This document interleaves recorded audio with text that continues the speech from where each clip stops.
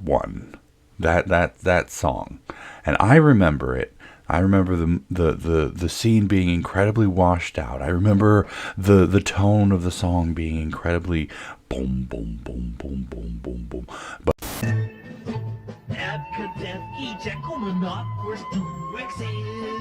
But then as an adult, I'm like, I'm going to look that up. And I looked it up, and it was nothing like I remember it. It's the most remarkable word I've ever seen. It was a standard Sesame Street song, and I'm wondering, why do I remember it that way? And I think, I kind of know. Now, bear in mind, again, I'm not a psychologist. I am a hobbyist at best when it comes to psychology and whatnot. But what I think is, I heard the word Abgadef. But I remember that, and I remember that was the part that got me. It's like, that's not right. It's not how it works. That is not the right way. It's A, B, C, D, E, F, G. We all know this. Every kid my age knows this. Why does this giant bird not understand that that's not what that is? And he continued to say, this is the most wonderful word in the world. It's not a word. But in my tiny little baby brain, I converted this to some sort of a horror thing. And that... Silence, you. Oh, I have that muted so you didn't hear it. But in my tiny little baby brain, that's what happened. I converted that to a horror thing because he was traumatizing me by messing up the word so badly. He was messing up something that we all knew. And that in and of itself is how these things form. So me watching horror movies and things that would scare the daylights out of some grown adults and whatnot had no effect on me because it was perfectly normal for what it was. But then to see this educational kids show where the pelican, the big bird anyway, is messing this commonly understood thing up It's the most remarkable word I've ever seen. in such a horrible way, and there's no one there to correct him, made it into my brain. It made it like this is trauma. Now, of course, I'm obviously adding more weight to the word trauma than there needs to be, or more weight to the situation by calling it trauma than there needs to be, but for the sake of levity and whatnot, that is the thing. And I'm sure we've all got this sort of thing, like it's a random weird thing that just sticks in our brain and carries us through as an adult to our adulthood, and we're just like, why is this the thing? And especially as adults, like we can look back and whatnot at the thing that traumatized us, so to speak, and be like, what the heck?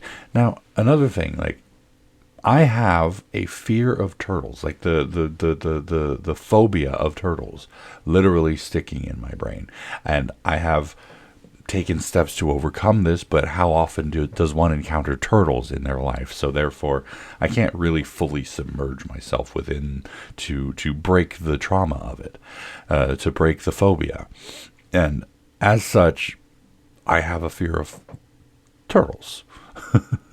It's a weird thing. I know. I admit it. I understand that being afraid of turtles doesn't seem very logical.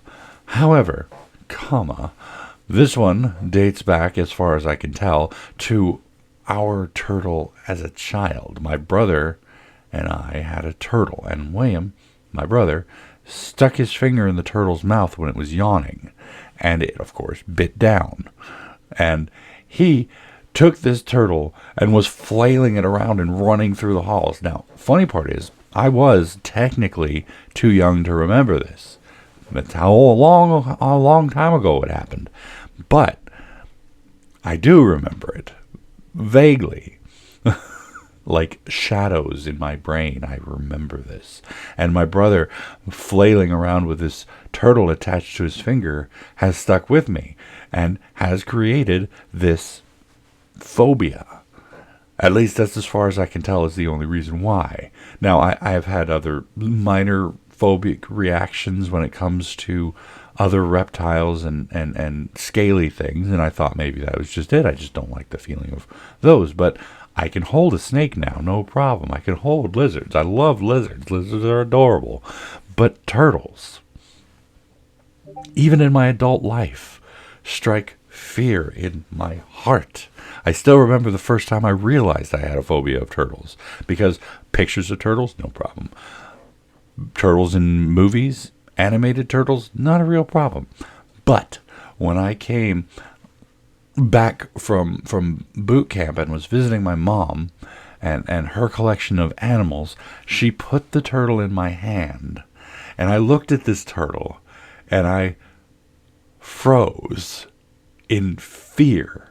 This turtle in my hand, this innocent and harmless little creature just sitting there staring at me, and I was struck dumb, paralyzed with fear. And the best thing I can associate that with in my brain is the fact that my brother got hurt by a turtle and was running around with a turtle on his hand. But this doesn't fully apply to everything. Like, that should have been funny to any adult and child in the area to see my brother running around with a turtle on his finger. My brother, at one point, stepped on a dog's foot and it bit him in the face. There was blood, there was screaming, there was tears. And nothing. I love dogs. I am not afraid of dogs. And I can actually still remember that part. I can still remember that completely. It was a little scary, but I didn't blame the dog. So as such, it's funny to think about how our brain forms these connections in our heads. Like, oh, the the big bird messing up this word has forever traumatized me for that episode. And I'm Stuvix is. That's the only part I can remember. I can't remember how he said the middle part. But It's the most remarkable word I've ever seen. But like my brain just connects this in my head, and it's like, bah. What sort of weird trauma memories do you have from your time as a kid, and have you gone back to visit them to see if they are exactly what you remember them? No, of course, we all know that memory is fallible. What was it they said?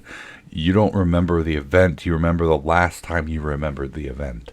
So it's like every time you remember the event, something is prone to change. So as such, it's highly fallible and very influenceable. That's a weird word to say, influenceable. It's able to be influenced. But as such, we form these memories without thinking about it, without understanding what we've done. And it's like I assume as a kid I heard the song and I remember the song exactly as it was, but as I kept thinking back to it and how bad I hated it, and it just slowed it down in my mind, and it blurred the sound, and it washed out the color. And just as we went through my life, every time I thought back to it, it was just